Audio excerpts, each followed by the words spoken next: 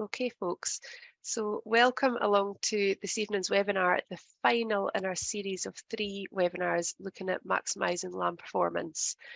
We have looked at pre-lambing, we have looked at the first 8 weeks, and tonight we're looking at 8 weeks to weaning to try and complete the journey.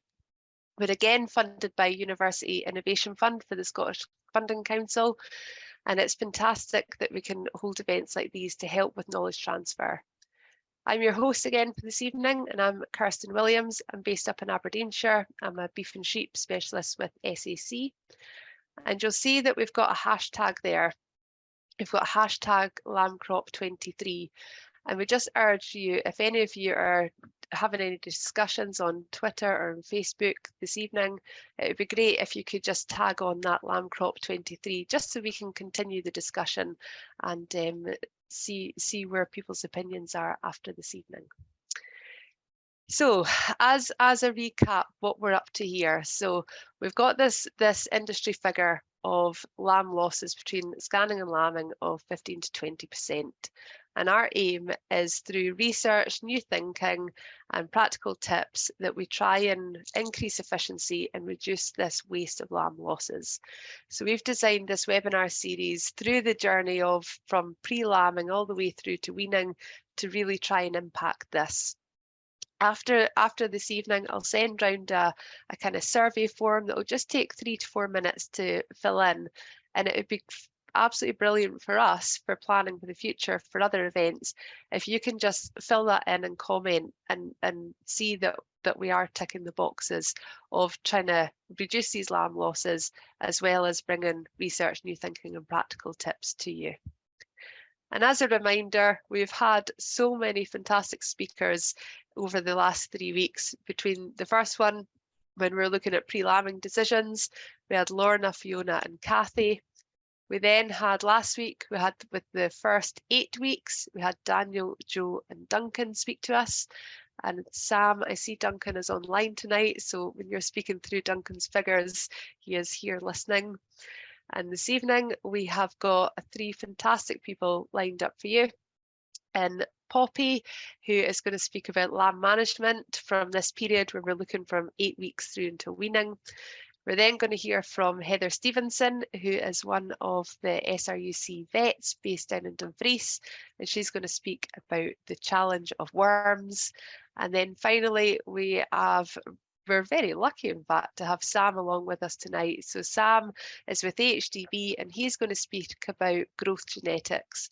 So those of you that joined last week, you would have heard Duncan speaking about Ram Compare, and Sam's going to speak a bit more about that with us this evening. So we are going to start this evening with Poppy. And Poppy, I wonder if you could just bring your screen up. And if you can bring it up. While Poppy's bringing up her screen, we are recording this evening's webinar. We've recorded the last 2 and they are available on YouTube. Once we've got the complete set, once we've got all 3, I'll circulate the recordings for you so that you can go back and listen to them when you wish. Poppy. Perfect. Thank you, Kirsten. Yeah, I think it fits nicely. I'm kind of the one following from Lorna Shaw, talking about how we get lambs off to the best start with nutrition in late pregnancy. And then Daniel Stout last week talking about nutrition up till 8 weeks, and I'm 8 weeks on. So although there will be common themes, as you shall see, throughout those 3 key phases, I think there's a lot to be said for the subtle differences in management, as you shall see, according to which phase that we're in. And I know you've seen this graph, and you'll see it again. I can see, looked at Heather's slides and she will show it too. But I like this, and there's a lot of key messages. There's a lot of different messages to take from this.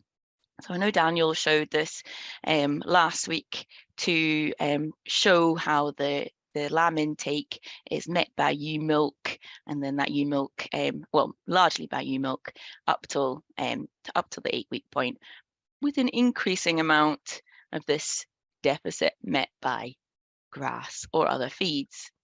So I know Daniel has covered this side quite well, whereas I am going to be looking at this side. So from 8 weeks on, you can see that ewe milk is starting to make diminishing contributions to the lamb intake, and therefore you can see how the quality of pasture or other feeds starts to play a greater role on their growth rates. So as Daniel spoke about, pre-8 weeks has a large influence of ewe condition, and then there's also a big influence of the quantity and quality of the forage, mainly fed to the ewes, although of course the lambs will be benefiting a bit from that as well. However, as we move to post 8 weeks, in order of priority, the more I think about it, the more I'm confident in this priority order. The feed quality and quantity comes first. Heather will be talking about this. I'm not going to talk about this at all, but the gutworms, I would say, is second. If you think about it, if you've got, if you're managing the grass so the lambs aren't having to graze too tight, if you're managing grass for best quality, they're going to have a little bit, much more of a greater chance at avoiding infection from worms. And then down the bottom here, trace elements. And I think all too often we're quite tempted to go straight to trace elements being the problem. What's my silver bullet? What product can I use to solve the problem? When in fact, a lot of the time when I'm out and about, I see the main problem being step one, feed quality and quantity. And I think this is quite useful, again, to kind of set the scene as to what's going on, as to what the typical lamb growth curve is. So this is taken from data from researchers at SRUC and colleagues, which shows the average daily gain of 2 different flocks, so a Scottish blackface flock and a Texel flock. And as you can see, I'm looking at the post 8 weeks stage. This is after peak growth, okay? So all the things that was described pre-8 weeks is really valuable to follow, because we want to capitalize on this stage to get as much of that growth potential as possible through the ewe's milk. And you will notice in your lambs that the lamb growth rates do start to drop off, and that's not your imagination. That's generally what happens, because in reality, the ewe's milk is the best quality. It's the highest energy feed a lamb is ever going to get. So as that starts to drop off, even if you're doing the best you can to meet that difference with high quality forage, which I highly recommend you do, there's still, it's still less efficient for them to gain weight because they're getting bigger, and therefore that maintenance requirement of them is increasing. So more of the energy that they intake is getting utilized for that before it's used for their growth. So it does start to drop off.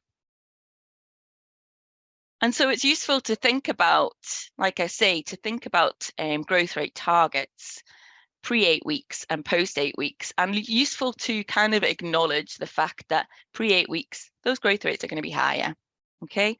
Daniel mentioned last week, 20 kilos target at least, over 20 kilos.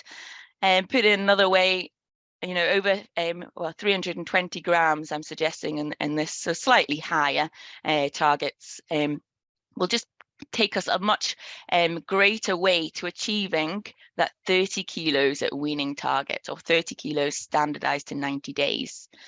Because like I say, that growth rate to start with, we want to capitalize on that, and we've got to acknowledge the fact that it's going to be difficult to reach that post 8 weeks. And then when it comes to pre-weaning, what sort of growth rates can we expect? If it's pasture, pretty standard average pasture, 150 grams a day we should be aiming for. If it's some sort of cleaner silage aftermaths or reseeds with a high percentage of white clover, I know, well, it's been discussed a lot, but white clover really does contribute quite a lot to lamb growth rates. So that additional white clover should make the difference. We've got these types of crops, so forage rate turnips, hybrids, plantain, chicory swords. That's when we can start pushing that bit more. And then you heard of Duncan Nellis last week, who's also online, I see, talking about the red clover, the sort of pure red clover or white clover stands. And that's when you aim for the over 300 grams a day. So you can start to see which are the types of crops that are going to help push those lambs on further. So I just actually thought I would stop here a minute, because we've thrown a lot of numbers at you between the three of us from SAC, and I just wanted to understand what meaning these numbers have with a series of polls, because I appreciate, I think Duncan said himself, I appreciate not everyone's going to be as into recording and data as some farmers, so I'd be just keen to understand who weighs animals, basically, who weighs lambs. So Kirsten has just initiated a poll there, so you should be seeing that flash on your screen. And I'd like you all to answer, if nothing else, just for nosiness, who else is doing this? First question, whether you weigh lambs at birth. Be keen to understand that. And I've given a bit of leeway if some people might weigh a sample of lambs or not at all. Second question, do you weigh lambs at 8 weeks? Weigh lambs at weaning, or weigh after weaning? And when I say after weaning, I know you will be drafting lambs, but actually, sorry for those that are keen, but actually I'm meaning those that are recording that information and using that information as well. So yeah, try and think, sorry, I probably missed that explanation there a bit, but yeah, if you're weighing after weaning, I'd be keen for you to say yes, all or some, to capture those that you're recording that information and using that information rather than just drafting.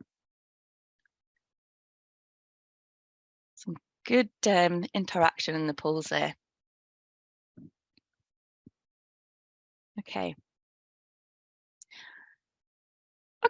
so fantastic. I can see 49 of you have answered. So 71% not weighing lambs at birth. I guess I'm not really surprised.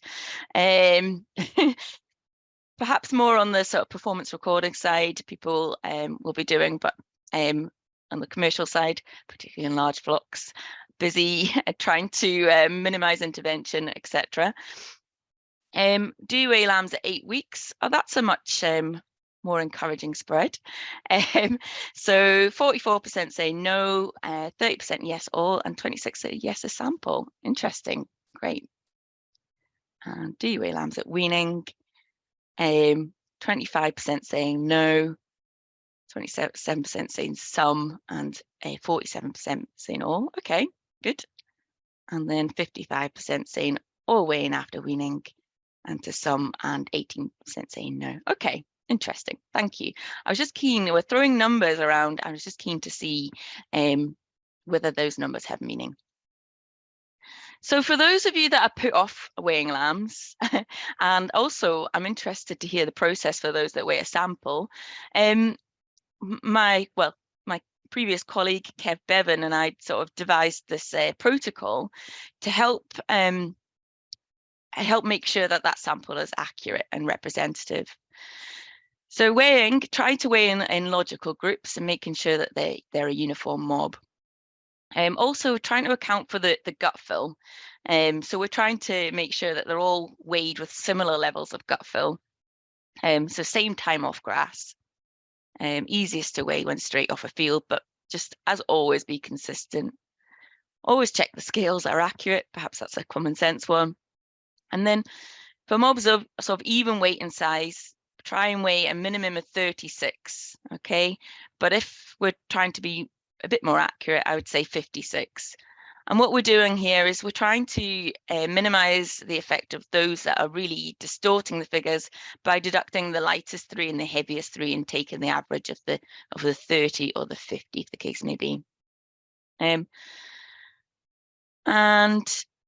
then even so, even if it's a much larger spread, going to 80. And then the key point here is just try not to just pick the best. Lambs weighed must be a random selection, so just trying to either take an equal sample from the front, back and middle of the mob, or if using a batch system, 300 lambs through the yard in batches of 30, Or if they're coming through the handling system, a system I've seen is weighing every 6th lamb, for instance, just to try and remove that temptation to weigh the heaviest. So hopefully for those that are completely anti-weighing, this might be a pragmatic approach, just to help give you a bit of information. Because weighing at birth is useful, but weighing at 8 weeks, because I particularly appreciate at lambing time, things can be too busy, but 8 weeks can be really useful because that gives you an understanding. We can kind of estimate how well they're doing during that period, because we know from last week that's more influenced by ewe management. Whereas as we go 8 weeks on, like I say, it's different factors that are influencing the lamb growth from that point. So having these sort of key intervention, key times for weighing just helps us understand how management, and just helps us hone in on the management issues that might be occurring. So 8 weeks, 14 weeks, and at regular intervals post-weaning is my suggestion. And I always think this chart is really useful to put across a number of things, but just really how energy is driving lamb performance.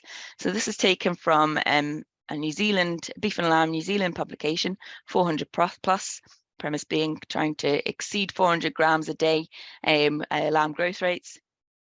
And you can see the energy value of the diet, and these blocks here correspond with that energy bar there. So just reinforcing that point, you can see most of the time ewe milk at about 13 ME is often the highest energy feed those lambs consume. So making the most of that phase pre 8 weeks really is really influential to that lamb performance. Then you can see mostly clover pasture at around the sort of 12 or above ME, and you can see the sort of corresponding live weight gain we can expect from that feed. With average ryegrass clover growing pasture, so let's say sort of 20% clover, that might be around the sort of 10.5 to 11 ME, what sort of growth rates we might look for. And then you can see as that stem or dead material starts to contribute to the pasture, the lambs either stand still, or worse, they can go backwards. Okay, and you can tell it's a New Zealand publication because it's all foragers in here, and there's reference to pasture, which is like a hybrid as well. So pasture management, general pasture management, my 3 key tips basically is, with growing lambs, try to avoid grazing lower than 5 centimeters. Okay, try to just keep them grazing that nice leafy stuff and move them on. You heard last week, legumes and herbs really do have a quantifiable benefit to lamb growth rates, and minimum stem and dead material. I've just taken this, I mean, there's lots of other research which is similar.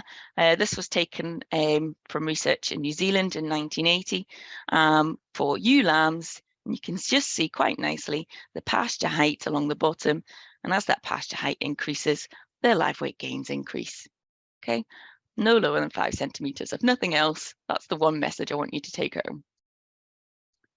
And just in the table here, so for animal performance, we're going to be going in at 8 to 10 centimeters, out at 5. And if they're set stocked, we're going to keep in that 6 to 8 centimeter sort of sweet zone there. Whereas the tricky balance is, for pasture quality purposes, really we want to be aiming for 3 to 4 centimeters. So this is the dilemma basically for managing pasture through the summer. How can I manage pasture for optimal lamb performance whilst also keeping that quality? Because if I let that quality deteriorate, I'm not going to have optimal performance into the future. So I appreciate not everyone will be rotational grazing, and in some instances there's actual arguments to not rotational graze pre-weaning. However, with drier summers and pasture perhaps becoming a bit more limited through the summer, I think that argument for rotational grazing is key, because it improves the utilization. If we're not growing as much pasture, that utilization of what we do grow becomes ever more important. So this is an infographic taken from the Forage First Sheep Systems Guide, which I can put a link to in the chat. And it just shows basically just a representation of 8 paddocks as a sort of simple guide. I mean, I appreciate not everyone will work to this type of system. I'm moving them every 3 days. It's quite a nice way to ease yourself into rotational grazing. And by doing that, it gives it a 21-day rest period. And you shall see the addition I've added to this is this leader follower, because that helps us with that dilemma of managing the quality, making sure those lambs aren't grazing too tight, whilst also bringing in a class of stock that can do okay on poorer quality. Cattle are much better at doing well on poorer quality forage than sheep. So they can do okay still, but they can be doing the tidy up job behind. I appreciate that might also be added complexity, particularly for getting started. Therefore, an alternative of simply mowing behind. Some people say it's failure. I don't think so. If it's doing a job, if it's helping keeping those lambs growing, there's nothing wrong with mowing behind. And I say mowing because that gives a much tighter, cleaner cut than using a topper. And just to, I mean, I didn't want to go fully into rotational grazing, but just to unpick this a bit further, the paddock size for this type of system, optimal seems to be about the 3 hectare mark, but it depends on the mob size. And then suggested start, I would say even just splitting fields in half or bringing groups together can have these benefits to improving utilization of pasture and improving quality too. So back to this graph, and the reason I'm coming back to this is because the other key question might be when to wean. And as discussed last week, adaptive management is key here. Okay, we are looking at how the lambs are performing, how the ewes are looking, what grass is available. We are reacting to the conditions of the season. As a sort of research sort of optimum, 12 weeks is given as an agreed timing where weaning seems to be optimal. However, like I say, if grass is short, if ewes are losing a lot of condition, if lambs aren't thriving, weaning sooner, no earlier than 8 weeks, can have benefits because you're able to reallocate different groups of stock. You're able to allocate the best stuff to the growing lambs or the leaner ewes, and take those fitter ewes to rougher pastures, perhaps elsewhere. What I would say, what's key to this earlier type weaning will be making sure you've got the good quality stuff, because those lambs, you're going to be removing that milk from them. Okay, that milk is quite a good buffer. That's 13 ME milk. So you've got to make sure that whatever they're going on to is as good quality as possible. Ideally, at least high clover type pastures, if not, got your multi-species swards types too. So quality grazing is critical if you're going to look at weaning that bit sooner. The converse might be the case. You might find that ewes are really still looking quite fit. You might find there's still loads of grass and lambs are doing well. So you might even consider weaning them that bit later. So like I say, it depends on the conditions of the season. That weaning date should be a moving feast. And I know this was discussed a lot last week, but again, I can't emphasize enough the value of different species in the swards, particularly legumes, but also there's been quantifiable benefits of these sort of different herbs in the swards, and Daniel himself actually wrote this excellent fact sheet, which is available online from the Grazing for Profit and Biodiversity series, and it goes into a bit more detail to the Smart Grass project there.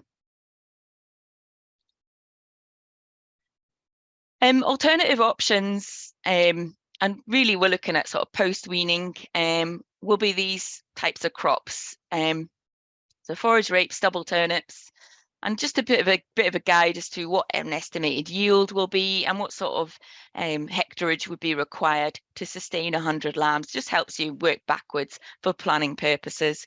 and when you might consider to start grazing. I will say that some of these crops, the forage rape or the rape kale hybrid, a big issue is the photosensitization that can be seen. So sunburn, scabby ears, and it can be really detrimental to lamb performance. So you've got to watch for that and remove lambs if that issue occurs. These rape kale hybrids, I've seen really good stuff with their multiple grazing. So if there's enough leaf left, you can actually come back to these hybrid crops. And then when you're looking at later in the year, the usual sort of welfare specifications apply, making sure they've got shelter, making sure you've got grass run back, and making sure there's contingency options. Now, finally, I will discuss trace elements. Because if you've got all the other bits right, trace elements can be your sort of final piece to the puzzle. Trace elements can be very localized, although you shall see on this graph, it is a graph showing the risk of cobalt deficiency, low, moderate, high. You can see a lot of Scotland is quite high risk for deficiency.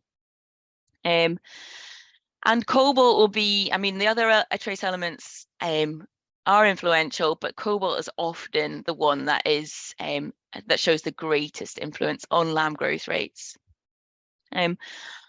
However, before you go spending lots of money and time investing in this, I would suggest looking at these sort of key indicators. So soil tests can be useful as a guide, but you've got to remember with soils, it's still a bit further removed from the animals, and these minerals, they can interact. Herbage analysis, again, another bit of information helps, but it might be misleading. And then perhaps the closest to the animal, the more accurate, blood and tissue testing of 8 animals per management group recommended, just to understand whether a deficiency is limiting performance. I always think justify that that treatment and that cost with a bit of evidence, just to understand the issue. I just thought I would end this with something perhaps a little bit more controversial. This is a bit of analysis I worked on a couple of years ago with Robert Logan, and we were trying to put a figure on what the cost is, or what the cost benefit is of keeping lambs longer. And I think all too often we're drawn to this highlighted section, what the lamb price is.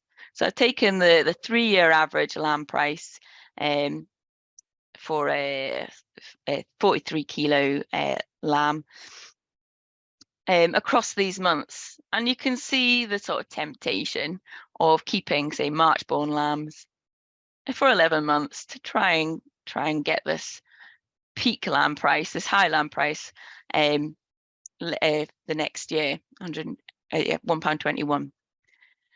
Sorry, 121. However, that comes at a cost, and that cost is not just to the lamb directly, that cost is to the rest of the business. So you can see the growth rates required to sell this March-born lamb. At 3 months, they require to grow at 424 grams a day. Right the way through to 11 months, they should grow at 116 grams a day. So you can see the effect of your growth rates there. Then you can see the implications of those growth rates to their lifetime dry matter intake. So a lamb sold at 3 months will consume 77 kilos of dry matter, whereas a lamb sold at 11 months will consume, during their lifetime, 261 kilos of dry matter. Just notice my assumptions at the bottom here. So bringing that all together, and I appreciate there's far more to the puzzle, if I was to cost grass at 6 pence per kilo, you can see what the margin is, okay? So from £104 per head, right the way through, okay? And again, that doesn't really, perhaps it doesn't really look starkly different. And from the lowest to the highest, that's worth £21.68 per head. But when you consider the other costs, and in all likelihood, these lambs are going to have other feed perhaps put into them. When you think of the other costs of vaccination and labour, you soon eat into this 2168 potential. Plus, when you look at the lamb markets this year, you've got the risk that this price might not be as good in future years. You've got the risk of lamb mortality.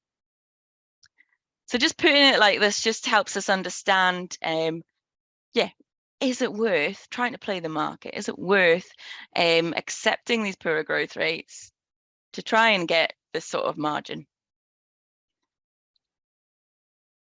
And the difference between a lamb growing and being sold at 3 months at 424 grams a day to the lamb growing and being sold at 11 months is 183 kilos of dry matter.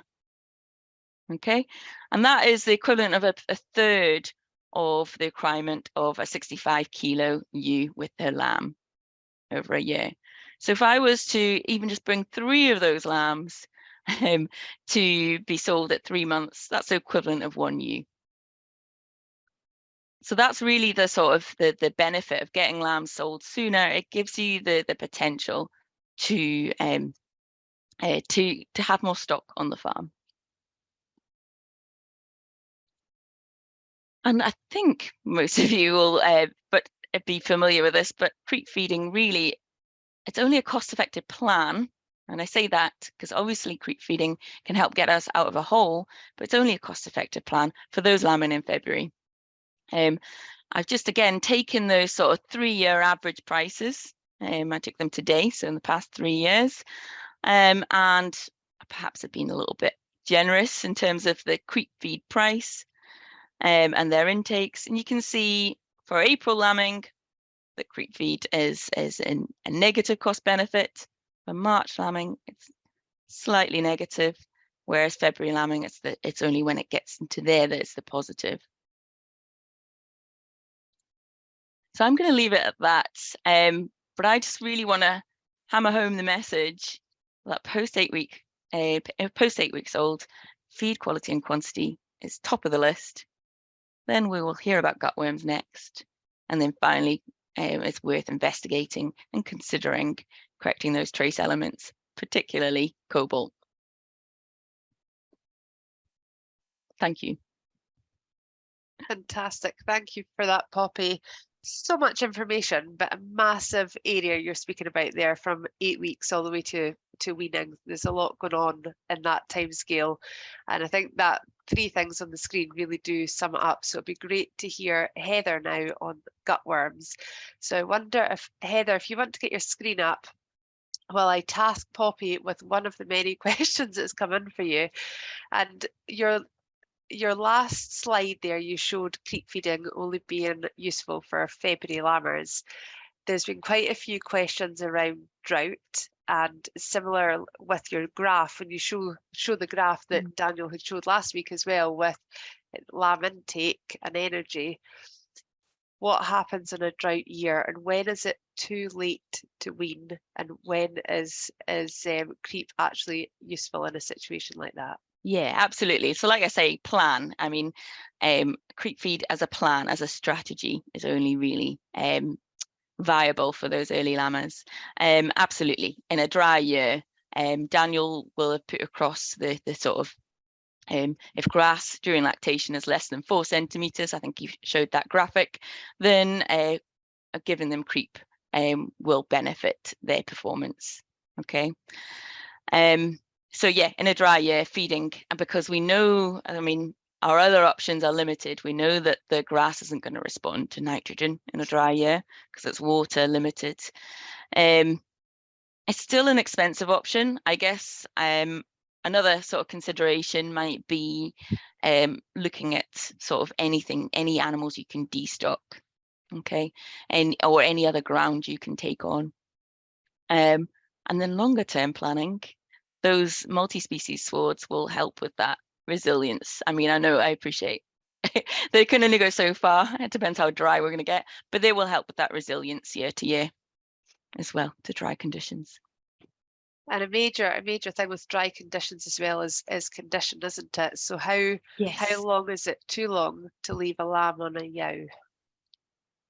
That's an interesting question. I mean, so if there's loads of grass, you can, and the ewes are in good condition and the lambs are still growing well. I mean, I would have questions as to how you're in that situation. But I mean, you can sell them off their mother, you can draft them off the mother and they will kill out better and fantastic. I don't think, I mean, yeah, you can see them right the way through to sale, I would say. Perfect. Thank you very much, Poppy. We will let you have a cup of tea while you sit back and listen to Heather and Sam, and we'll have some more questions for you at the end. So thank you. Heather, you have got your screen on. Over to you. Thank you very much, Kirsten. So if you have sheep, there's no avoiding the fact that you are also going to have worms, which doesn't mean to say that you will have disease caused by those worms, because there's a whole lot of different factors come into play. There needs to be, at the same time as there's lots of the infectious worm larvae on the grass, there need to be the animals there to eat these larvae and become infected. And if there are a large number of particularly younger lambs, then they are very naive to worms, which means they haven't developed immunity to them, which means that they then produce large numbers of worm eggs after they become infected, and that challenge on the pasture increases as a result. If they are doing well nutritionally, then so long as that challenge is not too severe, then good nutrition will help them cope with it and keep them growing. So that could be your multi-species swards that Poppy was mentioning, for example. If they have other issues at the same time, and the one we see probably most often in sort of 8-week-old lambs, 6 to 8-week-old lambs, would be coccidiosis and nematodirus together, then you are more likely to see signs of disease in those cases. So nematodirus is where I would like to start, because when we're talking about these young lambs, this is most often the first problem that you might come across.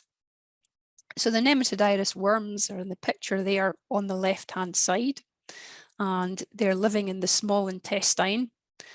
And the classic picture is you've got very sudden onset of scour in 6 to 12-week-old lambs, and there might be some losses as well.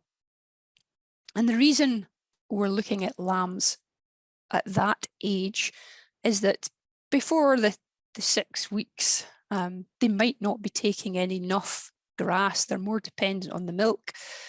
So although they're getting a little grass, they'll be taking in small numbers of worm larvae, and they can cope with those. But as their grass intakes increase, then they're at higher risk of disease. So you could see that in a year, for example, where the ewes might not be milking well, they might be taking in more grass a bit earlier, and those lambs might be at risk of disease slightly earlier than that 6-week period. They tend to get quite good immunity to nematodirus quite quickly, so we don't often see it causing huge problems in lambs once they get past the sort of 12 weeks of age. That's assuming that they've met some of the worm earlier on. If they don't meet it at all, then again, they won't have any immunity to it. And one thing we have to bear in mind is you can have scouring deaths before you see any worm eggs in the feces. So it's not a good parasite to be monitoring by collecting dung samples from the lambs, because it can kill them so quickly. But the picture on the right, the worm egg with the red ring round about it, that's what we see down the microscope. That's a nematodirus egg. So what happens with these nematodirus eggs? If there are lambs shedding these in the sort of early summertime, The worm larvae develops within the egg over the course of the summer, and then it just sits there. Nematodiris is quite different to other worm species. It likes a period of cold weather before these larvae hatch from the eggs. So in most cases, these eggs sit there till the following spring. So it's very much a lamb-to-lamb disease. And it's really quite particular. And it hatches once there has been a cumulative period of 7 days when the air temperature has been between 11.5 and 17 degrees. And if it moves out with that, then hatching is interrupted. If the temperatures are suitable, it will take around 8 to 10 days to complete the hatch. So what you get then is you can get a sudden rapid increase in the numbers of infectious Nematodiris larvae on the pasture. Once they're on the grass, they will die off relatively quickly, although if they're damp and shady areas, they might survive for a little bit longer. Why is all this relevant?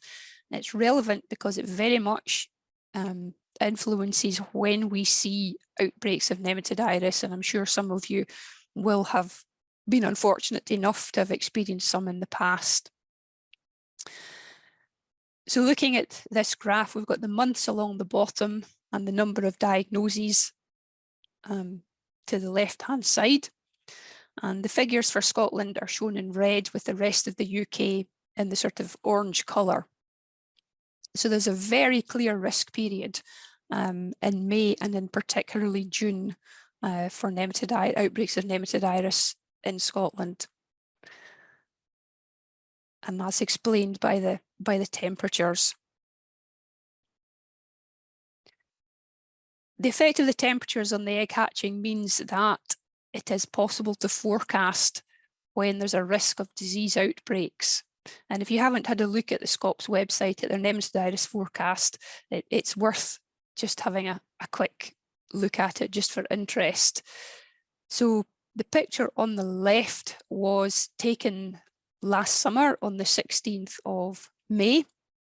And each coloured dot on the map is representing a weather station.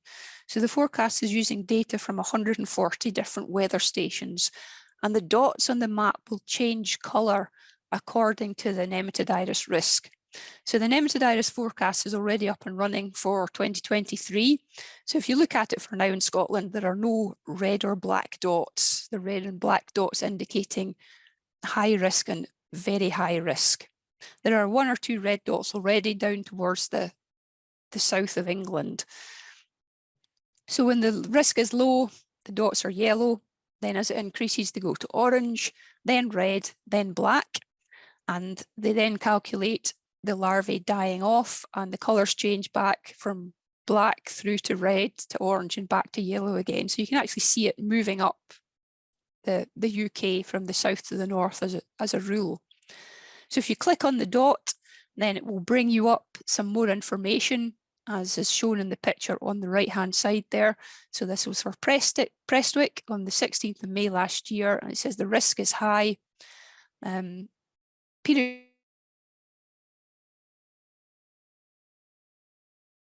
of peak risk has significant numbers of larvae remain on the pasture. So that's worth keeping an eye on. Any forecast, of course, is just a guide. The challenge varies very much from year to year. So I've picked out a few selected years on this graph just so that it's not too busy looking.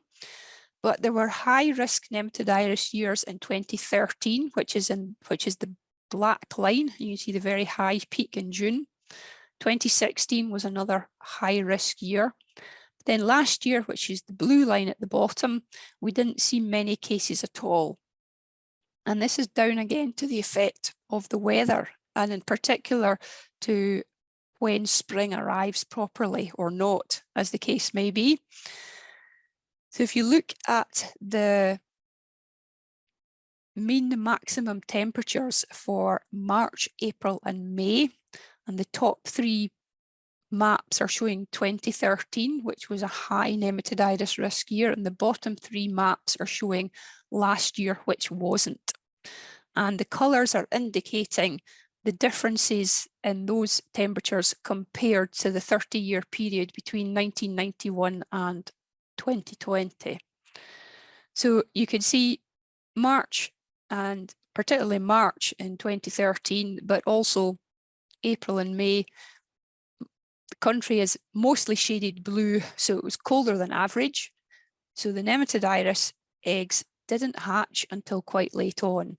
If they don't hatch until quite late on, then the lambs are eating a good amount of grass, so they take in large numbers of larvae, and then they're at risk of disease.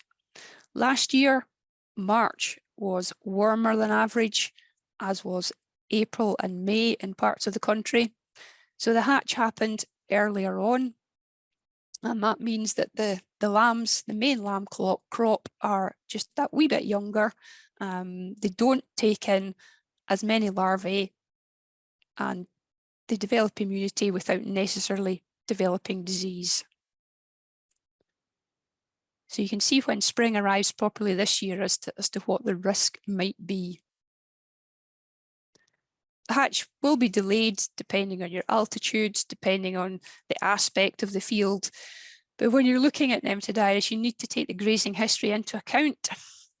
Eggs can survive for up to 2 years in the fields, and because it's a lamb-to-lamb disease, fields that are used annually for young lambs are highest risk. So ideally, don't graze young lambs on the same fields each year, which is easier said than done.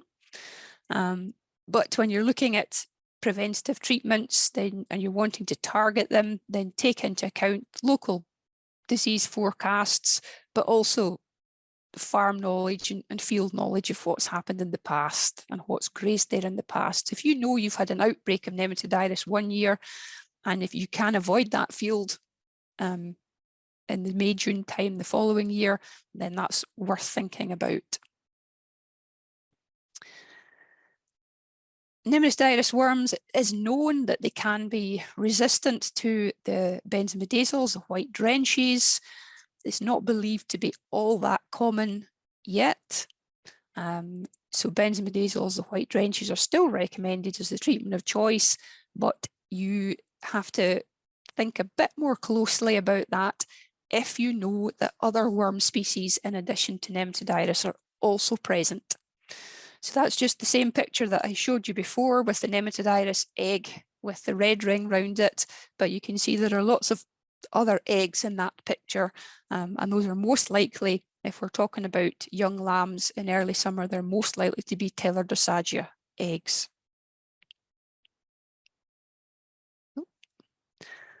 So where do they pop up from?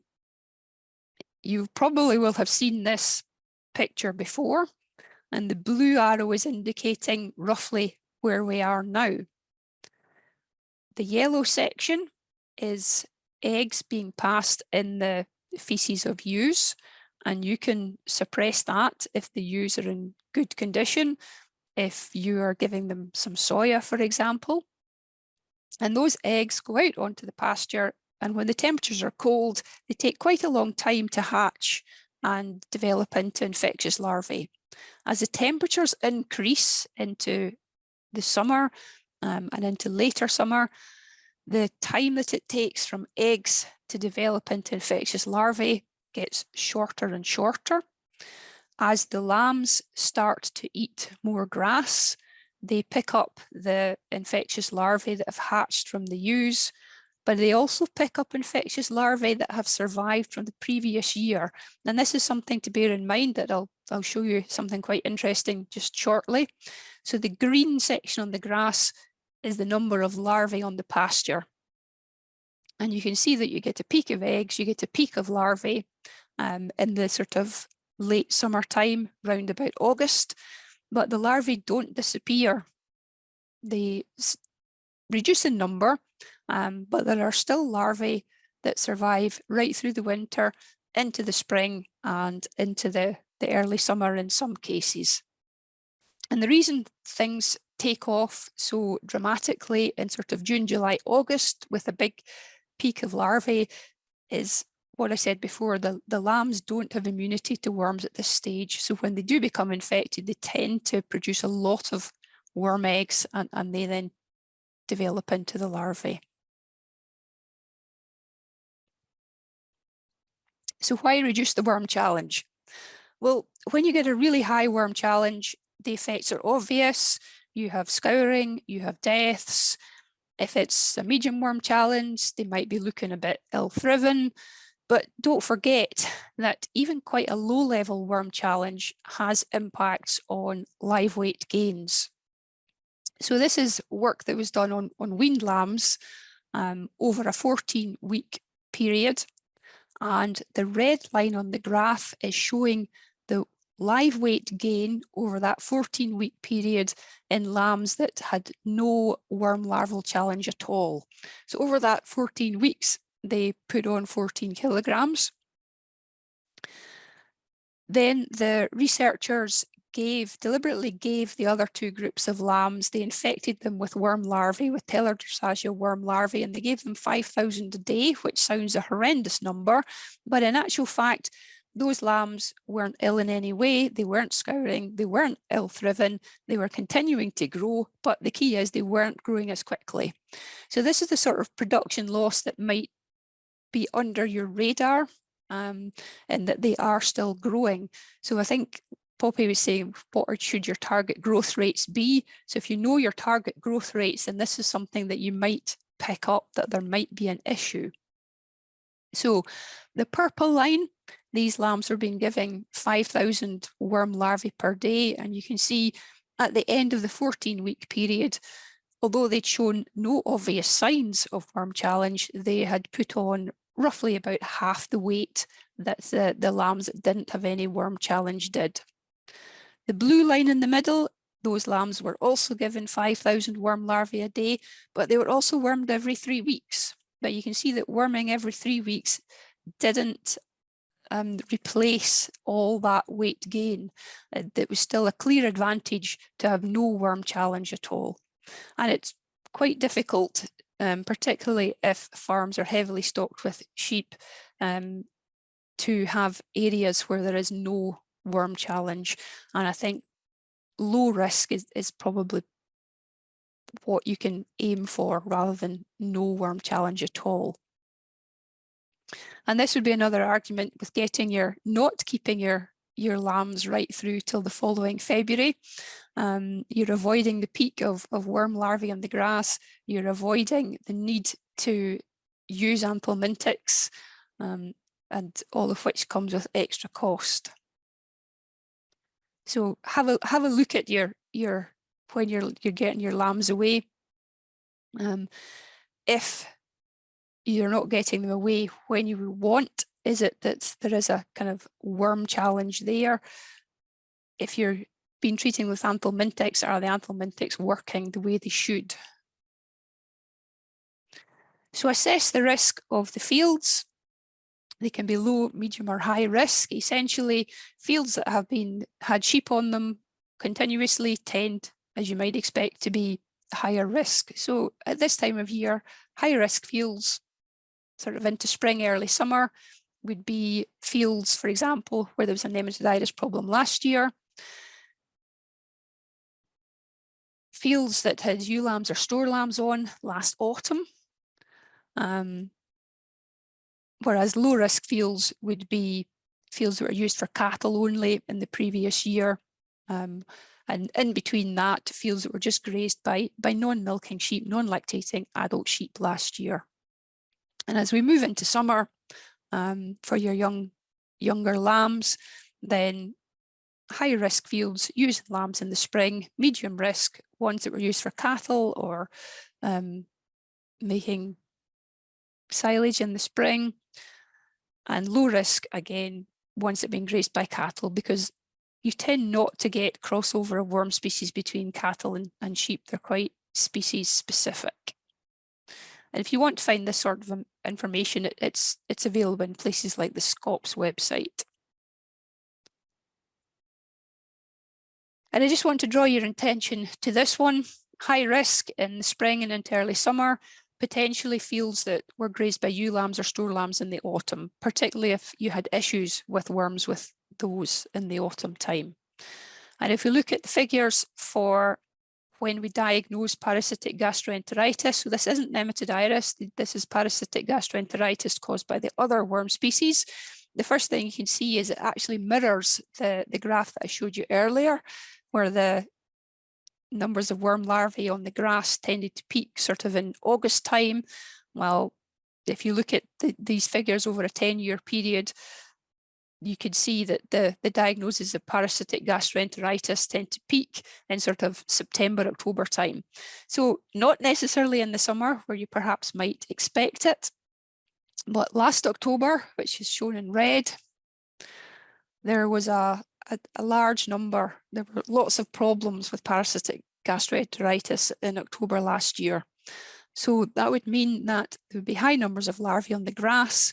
So they have the potential to survive through into the late spring, early summer, and potentially infect your lambs. So perhaps something to watch out for if you're wondering about thinking your lambs are maybe scouring from nematovirus, perhaps there might be something else going on as well at the same time.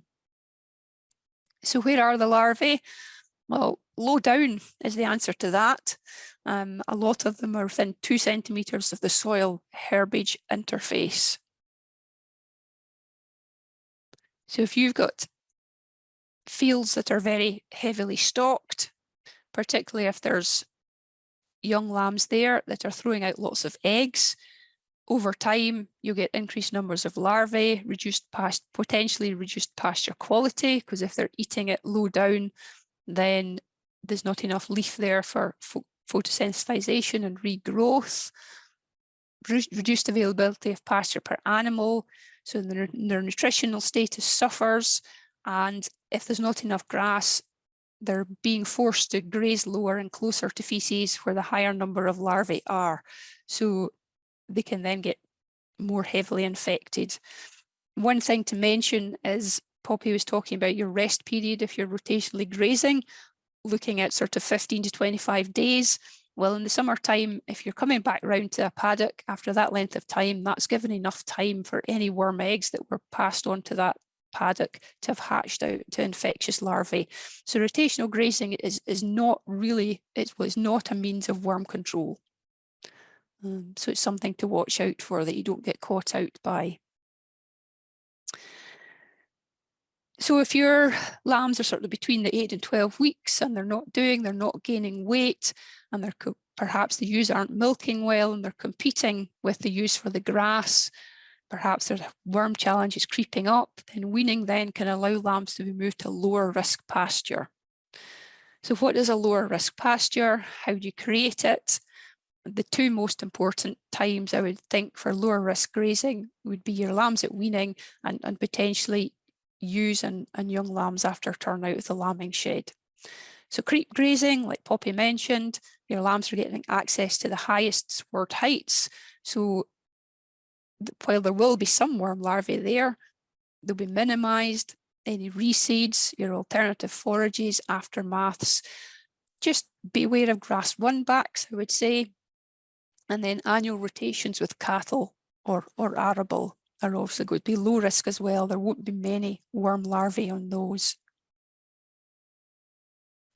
And if you know you've had a problem and you know or you suspect that you've got a field that is high risk for parasitic gastroenteritis in your lambs, you know there's been an outbreak of disease, then what are your options? Well, you could graze it with cows because they won't affect the cattle if they take in the sheep worm larvae. You could graze it with non-lactating ewes. So if you've weaned your lambs and moved them on to low risk grazing where their growth rates are going to be best and the worm challenge is low, you can leave your ewes then on the fields where they were, and they will hoover up that larvae. If you can, don't graze with sheep until the following summer. That might be a big ask. And equally, it may not be practical to plough and reseed or to plant a crop. But as long as you've identified that field as potentially high risk, then that's the first step in thinking about whether there are options or not for what to do with that field next.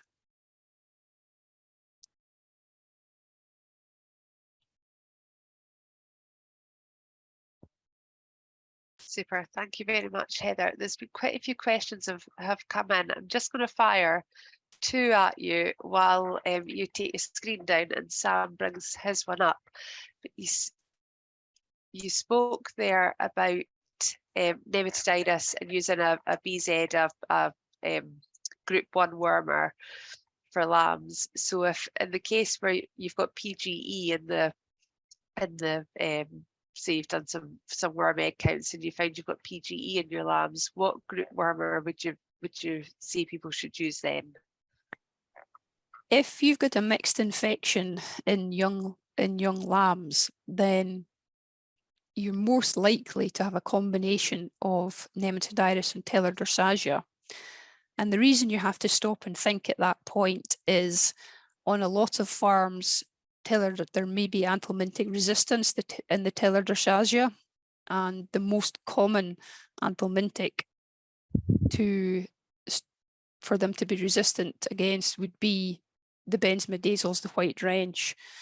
So the danger would be you assume it's just a nematodirus problem, you treat them with a white drench, and you're leaving a lot of telardorsagia worms behind because they survive treatment with that particular product. So it is very much a case of having information and knowing what wormers are effective on your farm, because otherwise you're a little bit in the dark. You could, of course, take some samples after you've treated to see if the treatment has been effective or not. And that would give you some information. Fab. There's a bigger question, which I think I'm going to leave around immunity. We'll come back to that. We'll move on to Sam next. I'm just cautious of time. So Sam, you have got your screen up and I will hand over to you to speak genetics. Thank you very much indeed, Kirsten. Two fantastic presentations. Thank you for those. I'm Sam Boon from Signet Breeding Services. We run the national sheep genetic evaluations, do a bit of work with beef cattle as well, producing 3 mixed breed evaluations for terminal sires, maternal breeds and hill breeds, and a whole range of up to 50 different traits, including some quite interesting work on genetics of worm resistance that I won't talk about tonight, but I'll give it a quick plug while we're at it. So I've been asked to talk a little bit about growth rate, selecting for growth rate. And the beauty of going last is you can sort of tweak and change things as you go along, particularly listening to some things Poppy was saying. So the first thing to say is that we have 2 really good breeding values for growth rate already. And we have literally hundreds of thousands of records behind those that go into our genetic evaluation. So this is a typical card that you would see at a ram sale, and the breeding values for 8-week weight and the breeding values for growth up to scanning time can be seen here. Both of them highly correlated, so actually both of them are really good indicators of genetics for live weight.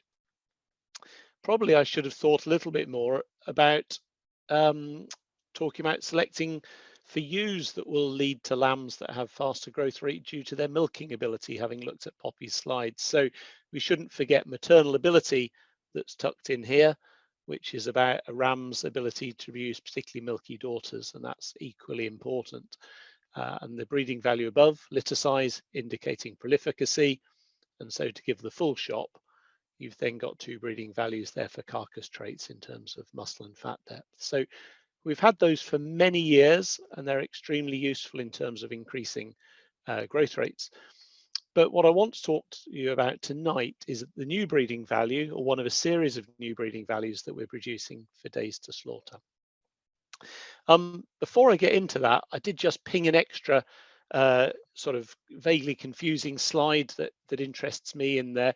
Poppy was talking all about the presentation tonight being sort of 8 weeks onwards, but then she reminded you of the importance of lambs getting off to a really good start. And this is some of Duncan's data that I was playing with for other reasons. And there's no rocket science to it. This is the 56-day weight of his lambs. This is days to slaughter, and not a great surprise that the heaviest ones head off to slaughter the soonest. These ones aren't far off at all. But this sort of banana of success, I suppose we would call it, sort of really indicates that early live weight has a massive impact on days to slaughter, and these lighter lambs will always struggle to catch up. In this flock, sort of, lambs over 22 kilos plus at 56 days really don't give Duncan a lot of hassle. It is these lighter lambs that we constantly see over the summer, and that it just shows the importance of a good early start, the importance of really good milky ewes, as well as good genetics for direct growth, and the impact that that will have. So that was going off onto a slight tangent. Ram Compare is a commercial progeny test. We work with a group of about 8 large commercial farmers that are really good at collecting data. They have relatively uniform ewe crop on their farms, and I provide the rams that go on, or the project provides the rams that they go on and test. So they collect a series of data that we can use in our analyses. Been going for 6 or 7 years now, and each year up until this year, we've produced a sort of paper booklet of results. This year will be a little bit different in that all the results will be made available online for folks to look at. So lots of support here from industry, levy funding going in to making Ram Compare the successful project it is, and a number of collaborators and supporters in terms of what's one of the biggest projects of its type. There's a bit of confusion around the project. It probably not helped by the People's paper here, publishing that Ram Compare was Tinder for sheep. And one of the most painful interviews you'll ever hear was me on Radio Scotland explaining why that really wasn't the case, that it isn't actually a dating site. Clearly a slow news day. So our Ram Compare farms, collecting a lot of the data that our pedigree performance recording farms will collect. So information at lambing time in terms of ease of birth, lamb survival and birth weight. Lambs are weighed at 8 weeks of age. Lambs are weighed again at scanning time, which is about the time of first draw. So actually, on some of these fast finishing systems, it's hard on the heels of 8-week weights, but we measure muscle and fat using the ultrasound scanner. And then the whole sort of point of Ram Compare is we then go to the abattoir and collect the data for days to slaughter, carcass weight, conformation and fat class. And that's data we can use in our evaluations. And there's our 3 growth traits sitting on the top. So why are we doing this? Well, this is the problem that we're trying to solve. When you head off to Kelso or head on to farms to buy rams, the breeding values you have are effectively proxy traits for the things that interest us in the abattoir. So scan weight, muscle depth and fat depth being typical examples. As producers, you are paid on these traits by your abattoir and profitability influenced by days to slaughter. And what we want to know is how good is the relationship between our proxy traits and the things that you're paid on? Can we improve those predictions? And we also use the project to demonstrate the benefits of selecting performance recorded rams to improve performance. The exciting thing about this year is that for the first 6 years of the project, we've analysed the data completely separately.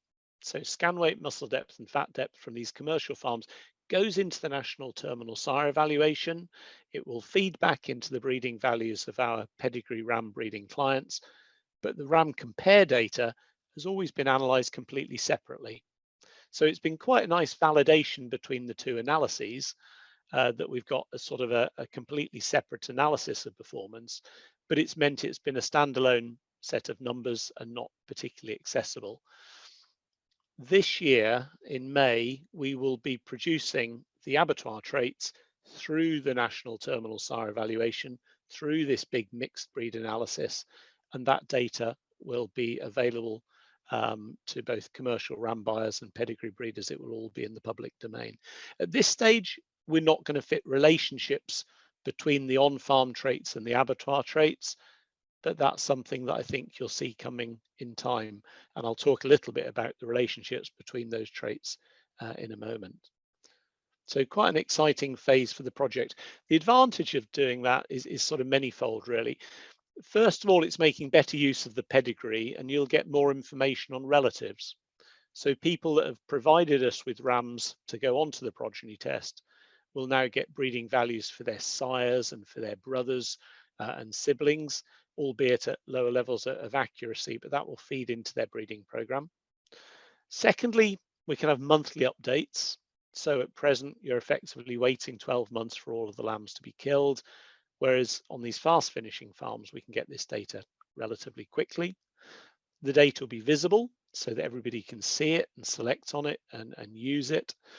And then I guess for me, it's also easier to target rams that we might want to assess on the project. So I can quickly see which animals are performing well within pedigree flocks, but are poorly represented in terms of abattoir data. I guess the other beauty of this is that we can take data from other sources. So it's fine talking about Ram Compare, but we actually have other farms that are now supplying us with abattoir data. We have large Clin and ex-Lana flocks where the males are killed. That abattoir data comes back and can be linked to an individual ear tag, and those phenotypes can go into the analysis. I have Pole Dorset and Dorset Horn breeders that are supplying Waitrose, and we get their abattoir data back, and that feeds into the analysis as well. So I do like measurements that are free, and abattoir data, if you can get it, is a really good example of that, and we can now use that within our evaluation. So some pretty pictures from up at Dunks last year. The question we come back to is, well, how good are these on-farm traits that you've talked about for the last 20 years? You know, how useful are the scan weight, the muscle depth, and the fat depth? So there is a good relationship, actually, probably between the trait we're least interested in. You know, Sod's Law is the easiest one to predict from the on-farm traits. So there's a really good relationship between fat depth and CT fat weight. And I'll go on to talk about, well, what does good mean in a moment, but there's a positive relationship between the two. And days to slaughter, we're observing a really good relationship between both of the growth traits because they're correlated to each other, and days to slaughter. It isn't one, but it's high, and we'll talk about that in a moment. Carcass conformation is more challenging. We can see positive relationships with the muscling traits. If you think about it, none of them are an exact measure of carcass conformation. We've got muscling across the loin, which helps tell us a bit about conformation. We have jigget muscularity, which tells us a bit. We have some CT through the CT scanner based at Edinburgh. We have some other muscling information there. But we can see from the data that we've got that these are helping to improve conformation, particularly jigget muscularity. The one that's harder is actually carcass weight EBV. So that's particularly valuable that we get that data from the abattoir. We can see that there are positive relationships with many of the muscling and growth traits that we produce, but they're not as strong. To improve carcass weight is a more complicated picture, and all of these growth and muscling traits play a part within that. So what relationship do we expect to see? Because they're not one and the same thing. So I thought actually a good way of looking at that would be to look at some of Duncan's data where we've got weights for all the lambs at scanning time, because I went up and collected those, and we've got data from the abattoir for all of those lambs. I took out unweighed or dead lambs. We've got breeding values for both, and there's a strong relationship as scan weight goes up, days to slaughter comes down. You've got variation here in terms of genetic potential of sort of between sort of plus 10 days and minus 10 days. So a chunk of variation can be observed, but it isn't a relationship of one. In other words, other things influence days to slaughter other than just purely the genetics for growth. You've got different ram types here, laying down different levels of finish. I think that's going to have some of the influence, but this is just a way of showing that, you know, don't expect the two pieces of information to mean the same thing. They're related, but if we can get more abattoir data, then that's going to be a really useful source of information about days to slaughter. I had a very quick look at data for some of Duncan's information. I looked at data basically excluding 2019. That was laziness. That wasn't me trying to fiddle the results. it was a year with a very different pattern of slaughter due to sort of forage availability, whereas the other years very, very similar. So we looked at those particular years for over 4,000 lambs. So you can see of the 50 rams in this group, they've got about 80 lambs apiece. This is a big data set with big progeny numbers. And this is a really fast finishing farm. So you might have expected not to see much difference between the sires in terms of days to slaughter. You may have expected to see it in other areas. But in actual fact, if I pull out the top 10 rams for days to slaughter, they've got an average of about 99 days, and the bottom 10 an average sort of 109 days. So you've got a 10-day difference in finishing speed, even on a fast finishing flock. And you can see that wasn't to the detriment of carcass weight. If anything, it was slightly higher in that top group. So there's a significant difference in terms of finishing speed between these rams on test. So the next question comes in terms of what does that actually cost us, or what does that benefit us? Now, this is where I'm on shaky ground, because I've got experts like Poppy and Kirsten that do this sort of thing for breakfast, putting costings in place. But we've got direct costs associated with savings in terms of forage and concentrate consumption, and we can talk about those, and we can put values on there for each day saved. We've got a potential reduction in terms of vet and med costs as well over the season. But probably what this misses is it's very much putting a value on the grass that isn't eaten in the summer because the lambs have gone. But the real value is probably in the savings of forage that's still there in the autumn when you want to be tupping ewes going into the winter, or that's available for flushing rams. So, flushing ewes. So purely looking at the costs of grass and concentrate is only part of the picture in terms of the direct costs. And then there's the indirect costs. So there's a labour reduction, but not after the first 10 or 15 lambs go, but after significant numbers of lambs have drawn, you've got a labour saving. Obviously, the longer the lambs are on the farm, the greater the risk of mortality, the greater risk of encountering performance limiting events, so drought and worm challenge. And in addition to that, the early sale of lambs gives you, on some farms, the opportunity to use the land for other purposes. So effectively, there's an opportunity cost. So there's a whole series of indirect costs. And then thirdly, for spring lambing systems, you're typically selling onto a rising or falling market. And again, there's an advantage there when the price is falling, as it tends to do between May and October. That for a 38 kilo lamb in recent seasons, that could have been as much as 15 pence a day. So we haven't got exact figures for the benefit of days to slaughter, but there are lots of things to think about. And that's a challenge that I've thrown to my eGenes colleagues at SRUC, who are developing a new breeding index that will be taking all of this information, both the value of the carcass and days to slaughter, into account. The information, I keep saying it's going to go live in May. In actual fact, for the Dorset guys, it's sitting there at the moment. So if you're looking at Dorset rams and you go onto the website, you'll see the new breeding values sitting here. Obviously, negative values for days to slaughter are superior on the chart. Higher values for carcass weight and conformation, meaning superior carcass weight and conformation.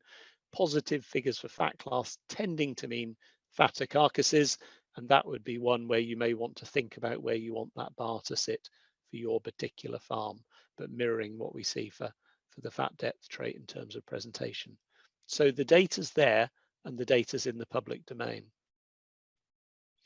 And it will be searchable, just as any of our traits are on the Signet website. Plonk in the breed of interest, some information about it, the traits of interest, and you can then select for the trait leaders. I think the one note of caution is that don't expect accuracy values to be as high as you're used to for some of the growth and carcass traits we currently measure. This is obviously a trait that we only get in lambs that are slaughtered. And so that has to feed back into the analysis, but it will be certainly high for rams that have been on test. What about other breeds? So I've talked about the national terminal sire evaluation and the way we're integrating carcass data into that. We already have the ability to take and use to produce breeding values, carcass data to go into our maternal breeding evaluation for Clin, Romney, wool shedding composites, etc. And we have the ability to start storing the data for our hill evaluation. We're doing a lot of work, particularly as part of the hill ram scheme in Wales, where we've genotyped over 40,000 Welsh mountain sheep in recent times. The challenge there is always, or very often, that lambs are heading off the farm and are slaughtered elsewhere, so capturing abattoir data is much harder. But we do have systems in place to capture this data and use it where it exists. So a quick advert, if Kirsten will allow me. Ram Compare nominations are open, much more detail on the Signet website, but looking for fit and fertile rams from recorded sources to go on to test this year on our Ram Compare farms and also semen. Results will be released on a webinar later in May, and I'll be delighted to have as many people as you've got on this call. And hopefully we'll have an open day up in Sockland in Midlothian in July with QMS. There we go, Kirsten. Fantastic. Thank you very much, Sam. My goodness, in the last hour and a half, we have covered some ground. We've gone from 8 weeks to weaning to solving worms to looking at genetics and new EBVs, and it's brilliant to see that there is new EBVs getting generated and what that data can do as well. There's been quite a lot of questions. I've got 5 minutes and we're going to finish at 9 o'clock. So Heather, I'm going to come to you first, if that's okay. And there's a question from Clive around immunity and worms. So when we speak about sheep having immunity to worms, and you did refer to that in your talk, what does it actually mean? So are they not surviving in the sheep? Are they getting chucked out the back end of the sheep? What is going on? If you get an immune sheep that takes infectious larvae in when it's eating the grass, then fewer of those larvae will develop into adult worms. The ones that do make it to adult worms, the worms will be smaller and they'll produce fewer eggs. And when those eggs are passed out in the feces onto the pasture, a smaller number of them will hatch. So overall, you've got all those different steps that reduce the overall numbers of eggs that are produced. So if you put your ewes on a field that's highly infectious with lots of worm larvae on it, the net effect will be that you'll get a reduction in the numbers of infectious larvae. Brilliant. It's Very well explained. specific to each worm species. So they have to meet Emmetodyrus, then they have to meet Hiller drossagia, then they have to meet Trichostrongylus to get immunity to each one separately. And the one worm species that they don't really get good immunity to is Haemoncus. Everything with worms is complex, isn't it? Yes. And when we talk about dung samples and the different types of worm, talk us through what the best way to take a dung sample is, Heather. A simple way to do it would be to gather a group of sheep in the corner of the field, let them stand there for 10 minutes, let them go and then pick up your samples from the field. So you're wanting really fresh samples that are still warm, because if you pick up old samples, some of the eggs may have already hatched, particularly if the temperature's been warm, and then your worm egg count will be lower than it actually is. And the other thing to remember is if you're looking for samples then from your lambs, then don't mix lamb and ewe samples together for your testing. Brilliant. Okay, so get them fresh and get them to the vet quick. Mm-hmm. And is there a vaccine being developed for worms? The only vaccine that's available for worms at the moment is for Haemoncus. So it's being used in countries like Australia and South America and South Africa. Morden are always working on trying to develop vaccines. I think the next one they're targeting would be Hiller drossagia. Okay. giving you a break and moving to Sam while sticking on worms, is there an EBV for worm immunity, Sam? There's two bits of work that we've done. The one that we've been involved with for longest and is sort of the gold standard across the world is fecal egg count. So taking the samples from individual sheep, looking at the egg count through a recognised laboratory, sending the data through to Signet, and then we analyse that to produce breeding values. Heritability isn't massively high, but then again, it's no worse than for many of the maternal traits that we work with that have quite a high economic importance. A new one that's come along that's got quite a high heritability, but we're still learning about, is we're looking at IgA levels, so the immune response as measured in blood serum. From research that was developed at Glasgow University with support from BioBest to actually get that information, we've got this new and novel phenotype, which is an indicator of a sheep's ability to mount an immune response. That's got a heritability of about 35%, which is incredibly high for a health trait. So really interesting, mostly in Clin and Exlana, where we've been doing that work. We've been doing a little bit of work with hill sheep this year as well. Brilliant. And again, it's great just to hear that is happening behind the scenes as well, and it's developing. So fantastic.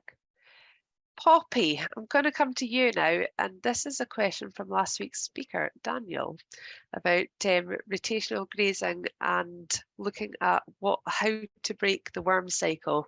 So when people are pushing the rotational grazing longer, your 45 to 90 days, is that enough to break the cycle during summer? I think I need to pass the buck to Heather for this one.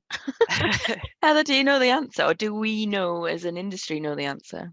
Sorry, you'll have to repeat the question because I was looking at questions in the Q&A. So longer rest period, do we know whether, like, holistic grazers, they go up to 90 days and beyond actually? Do we know how long is needed to break the rest cycle, the worm cycle?